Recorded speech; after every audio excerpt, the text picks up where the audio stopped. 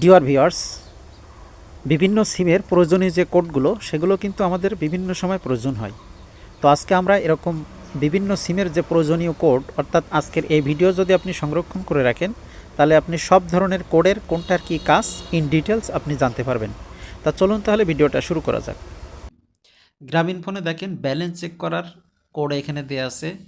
এরপর package check করতে পারবেন, মিনিট চেক করতে পারবেন, এসএমএস চেক করতে পারবেন, ডাটা এবং একদম লাস্টে হচ্ছে নেট সেটিং রিকোয়েস্ট, সবগুলো কিন্তু আপনি চেক করতে পারবেন। জাস্ট এটা সংরক্ষণে রাখবেন। তো এরপরে আছে বাংলা লিঙ্ক। বাংলা লিঙ্কে দেখুন আপনি ব্যালেন্স চেক করতে পারবেন, আপনার নিজের সিমের নাম্বার চেক করতে পারবেন, প্যাকেজ, মিনিট, এসএমএস এবং একদম লাস্টে হচ্ছে আপনি ডাটা চেকও করতে পারবেন। এরপরে আছে রবি।